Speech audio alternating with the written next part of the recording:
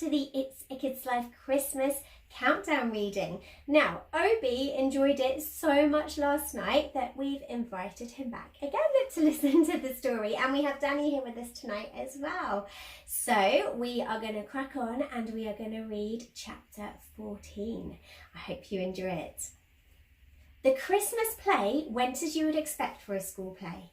The highlights were the bits that weren't meant to happen. Little Holly from reception getting so excited when she saw her mum and dad in the audience that she literally peed her pants waving at them.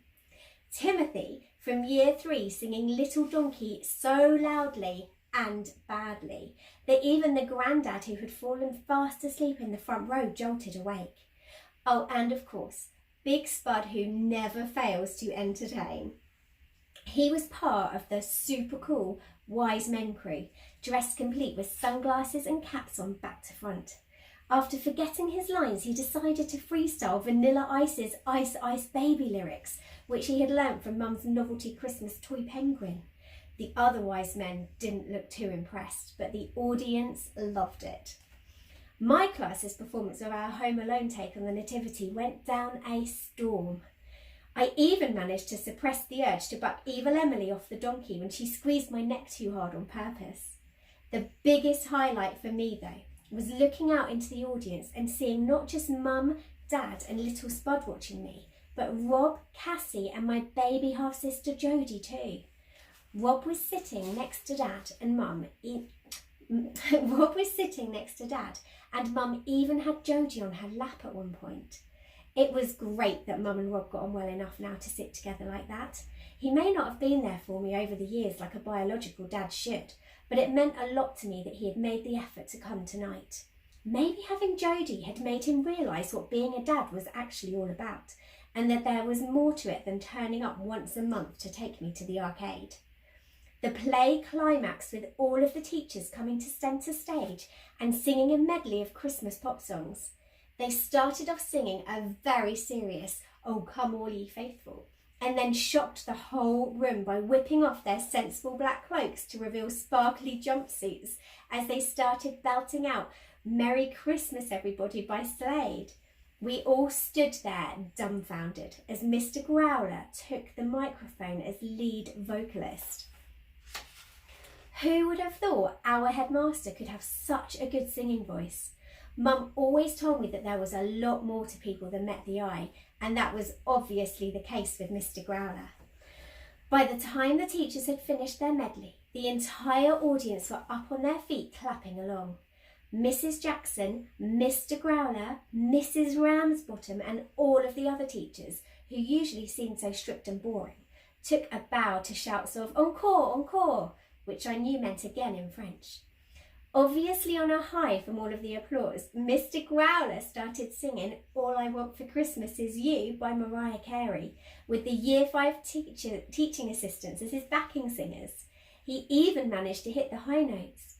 If he ever got sacked from teaching, he could get a job as a pop star at this rate. Mr. Growler had been right. This really was the best Christmas show that Summercroft School had ever done.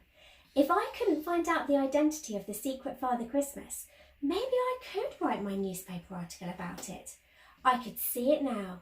Not so boring head teacher shocks pupils and parents with a voice that would rival Bruno Mars. Chapter 15. So Rob has suggested that you have Christmas Eve and Christmas Day with us and then go to him for Boxing Day, Mum said. Is that okay with you, Ben? We were sitting at the kitchen table drinking hot chocolate and marshmallows and eating chocolate chip cookies. It was way past Little Spud and Big Spud's bedtime, but we were all far too excited after the Christmas show to go straight to bed. Mum said we could all stay up as a special treat.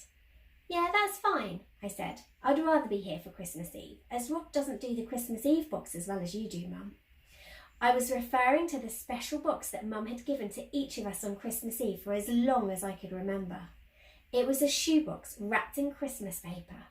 Inside, we would always get a new pair of pyjamas, a sachet of extra tasty hot chocolate, a small packet of mini marshmallows tied up with a gold and red striped ribbon, and a new book to read as we went to bed on Christmas Eve. It had become a tradition we all loved. Mum and Dad giggled as they remembered my recount of Christmas Eve at Rob's last year. Knowing that I loved spending Christmas with Mum, Dad and my brothers, his competitive side had come out and he tried to make it even better at his house. I always felt sad leaving my brothers to see my other dad over Christmas. I didn't usually mind the fact that Dad was actually all of their real dad, but mine was Rob. Dad always treated me exactly the same as all of them, and I couldn't even remember life before he came along, as he and Mum met when I was still a baby. But Christmas time just wasn't the same without all of my annoying brothers around me. At least I would have my new baby sister Jodie there this year. That would be much better than just me, Rob and Cassie. What are you laughing at? Whined Pocket Rocket, hating the fact that he wasn't in on the joke. Rob's attempt at a Christmas Eve box, said Mum. He completely misunderstood the whole concept and had wrapped an empty shoebox in Christmas paper with nothing in it.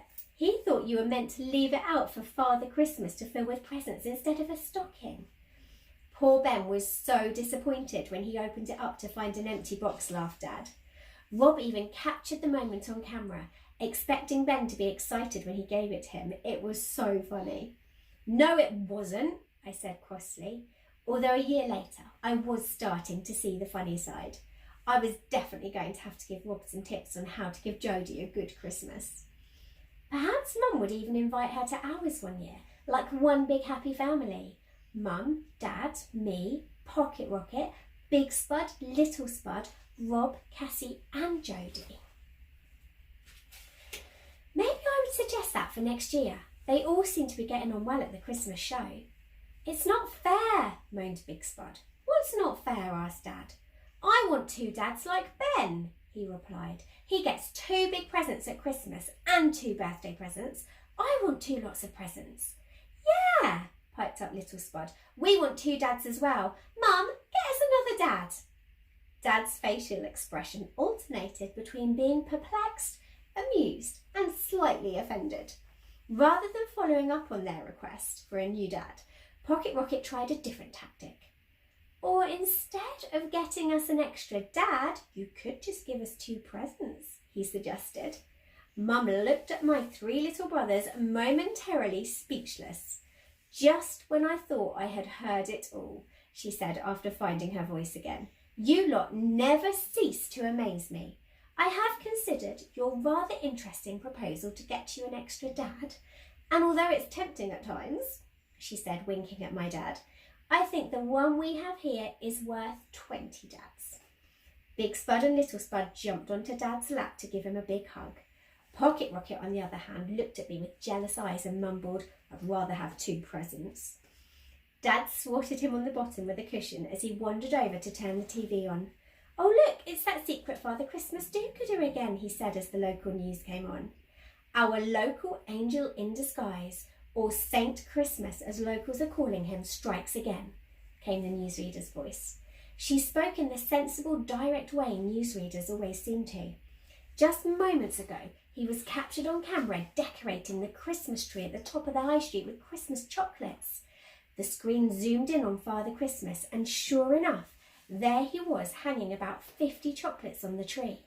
They were decorated in sparkly foil with pictures of reindeer on. He was attaching them to the tree with thin strands of gold ribbon. How lovely is that? Exclaimed Mum. There are going to be some excited children discovering those tomorrow morning as their parents drag them around the shops. Would you like to drag us round the shops tomorrow? I asked hopefully. No, laughed Mum, but I will hang 1 chocolate each for you on the tree while you get your pyjamas on ready for bed. We didn't need telling twice when chocolate was involved. We raced upstairs with Obi and Lola barking at our heels, wondering what all the excitement was about. Mum put 2 chew sticks on the tree for the dogs to find tea. Mum put 2 chew sticks on the tree for the dogs to find tea, I shouted down the stairs. Most mums would tell the dogs to stay away from the tree for fear of them wrecking it. Not Mum though. She loved the dogs as much as I did. I knew that a few minutes from now our tree would be slightly heavier with 4 yummy chocolates and 2 not so yummy dog treats. Okay, so I should imagine a lot of you have got your trees up already. We've got ours up, and I think that's a really good idea. As well as your chocolate centres on the tree tonight, should we put some dog treats on it for Obi, Lola and Maisie? I think they really like that. Although Maisie might knock it down, we'll have to see. We are going to try to get Maisie along for a chapter or two. We could put them at the bottom of the tree. Good idea. Yeah. So we're going to try and get Maisie along, because I know a lot of you want to see our puppy Maisie as well. Although I am not so sure she's going to sit as nice and still as Obi has. It might be a little bit chaotic, but we will try and get her along for a filming very soon of one of these chapters. So we'll give her some food, give her a little treat to chew. Okay, so we will see you tomorrow night for the next chapter. See you then.